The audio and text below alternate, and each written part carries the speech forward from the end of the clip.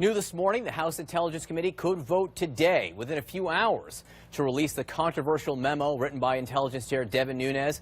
Talking to us now is someone who's actually seen that memo, the Republican Congressman Mike Johnson of Louisiana. Congressman, thank you so much for being with us. You have seen the memo. I know you want it released. Let me ask you about the latest revelation that we are hearing from the New York Times, that this memo says that the Deputy Attorney General Rod Rosenstein authorized the surveillance of Carter Page, moved to have it reauthorized last year. Can you confirm that to be the case? I can't talk about the contents of the memo, John, because we had to sign non-disclosure agreements, and I think that's important. What I will say is that I think the American people deserve to make decisions about the contents of the memo themselves, and that's why I support it being released to the public. I think this can be done in a responsible manner that doesn't sacrifice in any way our national security interests or national security apparatus. But look, if we're going to have a government of the people and by the people and for the people, as Lincoln famously said, transparency is a big part of that. I think this is an important step. Do you have questions about Rod Rosenstein's ability to oversee the special counsel investigation? Well, I don't think it's any secret that on the House Judiciary Committee where I serve, we've been investigating allegations of bias in this investigation all year, for the past year. There's been a number of allegations that have been made, and we've been looking into that.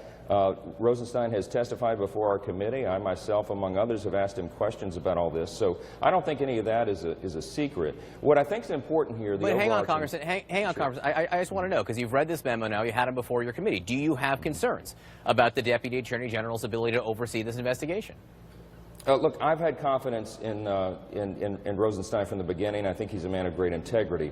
What I am concerned about is allegations about the mechanics of the Mueller investigation and some of the people that have been involved in it at the highest levels, FBI agents and FBI lawyers, and we know all the names. Well, he is the highest level, in a way, of the special counsel's investigation. He appointed the special counsel. The special counsel has to go to him if he wants to expand it or check in with him periodically. Hypothetically, then, because I know you don't want to discuss the contents of the memo, what would be wrong with the Deputy Attorney General extending the ability to surveil Carter Page, whom the FBI had said, as far back as 2013, had connections with the Russians?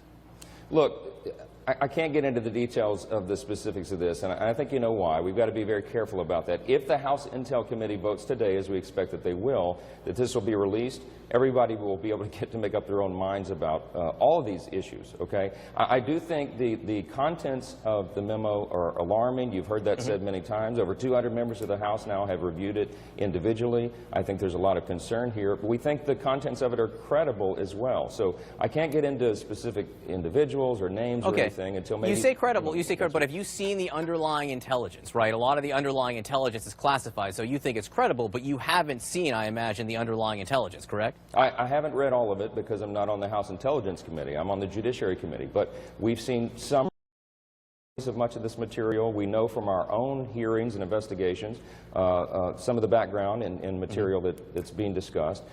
It's difficult to get into the specifics. I'm not trying to be evasive. We've got to be... Well, but you do understand that one of the complaints you're hearing from some Democrats, you hear from some Republicans too, is that without the underlying intelligence, you'll never be able to get into the specifics. And what you have here, then, is you basically have this charging document, this political document, critics will say, written by, by Republican partisans in this case, trying to highlight what they consider to be perhaps left-leaning partisanship. I can tell you this without disclosing anything. It's not a political document. It's a summary of the underlying material. Now, people can make their own judgment, but I think that's the important part here, John, and that's what I mean, is that the American people should make that judgment for themselves.